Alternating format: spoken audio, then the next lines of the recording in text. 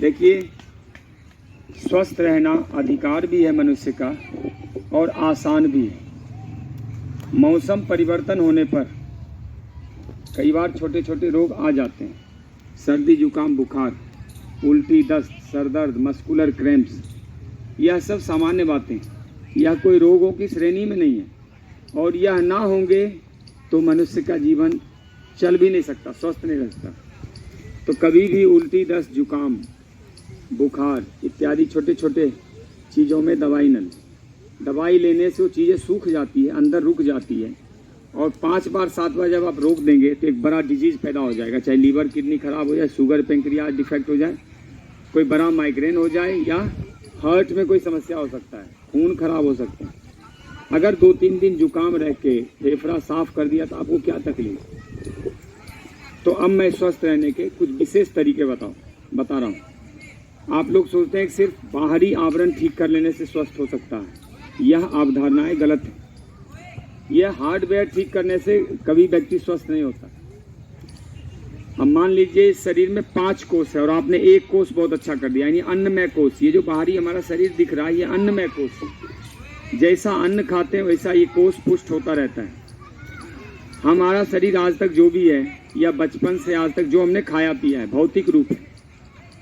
यह अनाज का, फल सब्जियों का ढेर है जो हमने कचरा खाए हैं अभी तक, उसका एक रस है, या रिजल्ट है।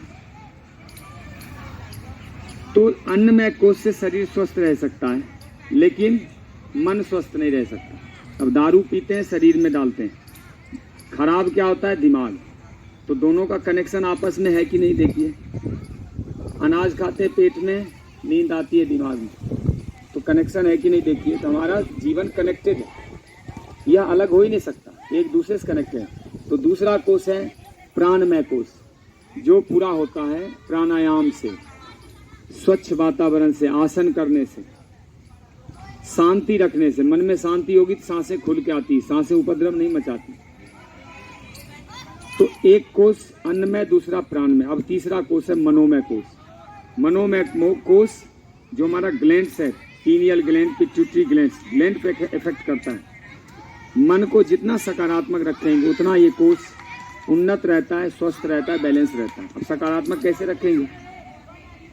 दुनिया में जो कुछ भी घटनाएं होती है, आपके साथ होती है, या आस पड़ोस में होती है, या संसार में होती है, उस सब के प्रति एक सकारात्मक रवैया। भगवान कृष्ण की ये बातें याद रखना है।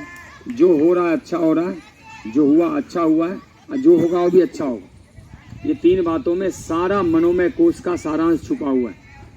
आपके मनोमय कोष कहीं बिगड़ेंगे नहीं। अगर मन बिगड़ गया, तन का कितना इलाज करो, कुछ फर्क ही नहीं पड़ने वाला। उसका दिमाग तो खराब हो रखा है। शरीर तो वही स्वीकार करेगा जो मन को स्वीकार हो। मन रिजेक्ट कर रहा है, शरीर को ठोके जा रहे हैं, कभी स्वीकार नहीं हो। कोई आदमी रोता रहे, रोज अपमान करे, रोज जो है असंतोष में रहे और खाना खाता रहे अच्छा, उसके शरीर में कुछ लगेगा ही।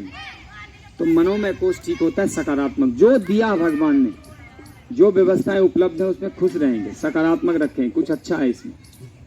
चौथा कोष है विज्ञानमय कोष। विज्ञानमय कोष क्या होता है कि जो हम सूक्ष्म रूप से एक्सपीरियंस करते हैं जीवन में, जो रिसर्च करते हैं। जैसे आप कोई मशीन चलाए, कोई सॉफ्टवेयर चलाए, अब उसको लगातार 2 साल आपने हैंडल किया, उसके बाद जो आपके पास नॉलेज, जो अनुभव हासिल हो गया, उस हासिल अनुभव को विज्ञान में, वो आपका विज्ञान बन गया।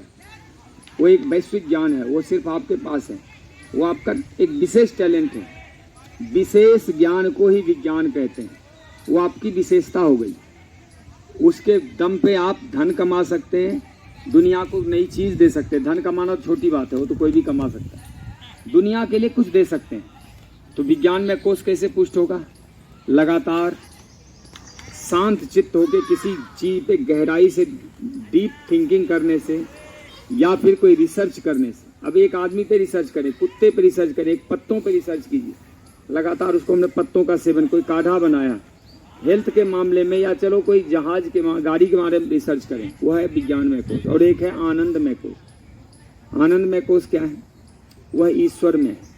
हमारे अंदर जो शिव बैठे हुए हैं, जो ब्रह्म है, जो हमारे अंदर विष्णु है, जो ईश्वर, जो राम तत्व है, वो राम तत्व ही हमारे लिए आनंदमय कोष है। जब मनुष्य आनंद में होता है तो उसके लिए सुख दुख ये धन दौलत कोई मायने नहीं रखता। वह आनंदमय कोष का पुजारी हो गया।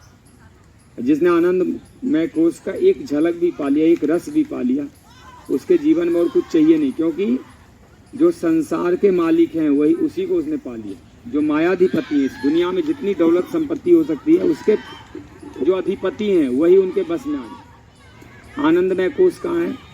वह हमारे भीतर है, वह हृदय के कपाट में है, वह अंदर बंद है। वह कब निकलता है? 3-4 चीज़ें होने के बाद। जब कामनाएं मर जाती हैं, स्वार्थ लालच खत्म होता है, तो आदमी निर्भय होने लगता है। योग का एक बहुत बड़ा विज्ञान बता रहा हूँ। आदमी निर्भय होने लगता है, डर उसका खत्म होने लगता है, बिल्कुल मिट जाता है।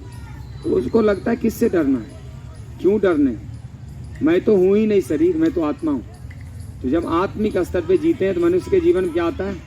दिव्य ज्ञान आता है, उसके कर्म सुदृढ़ हो जाते हैं, बड़े दिव्य हो जाते हैं और जीवन में आनंद का प्रकाश खिलने लगता है। उसके बाद उसका जीवन करुणामयी हो जाता है। करुणा एक तत्व है। आपके जीवन में योग घटित हो रहा है कि नहीं, इसका पता लगा सकते हैं आपके अंदर करुणा है कि नहीं। करुणा समझ रहे हैं आप? करुणा क्या होता है? करुणा, करोना नहीं, करुणा। करुणा मतलब होता है वह अनन्य प्रेम संसार में जीवों के प्रति, सबके प्रति प्रेम। ये पंचकोश की तृप्ति और संतुलन हुए बिना स्वास्थ्य की कामना करना बेकार है। अब आप समझ गए होंगे पंचकोश कैसे तृप्त होता है। हम लोग एक कोष पे लगे रहते हैं, शरीर के ऊपर। शरीर कभी स्वस्थ रहेगा नहीं। आप असंतोष में, अशांति, तनाव, खिंचाव, स्वार्थ, लालच, भय, चिंता में जिए जा रहे हो। आपस में खिंचाई चल रही है, अंदर ही संघर्ष चल रहा है, रोज युद्ध कर रहे हैं अंदर से। अपने युद्ध को शांत कर लो, कामनाओं के ज्वार को शीघ्रता खत्म करो। एक सबसे बड़ा बीमारी है जल्दी, आजकल जल्दी वाली बीमारी है। जो चीज़ें ठीक होनी है 3 महीने में, उसको कहता है 3 दिन में ठीक करके बता। और इसीलिए क्या होता है, और तमाम दवाई इंजेक्शन उसको ठोक ठोक के दिमाग और बीमार कर देता है शरीर।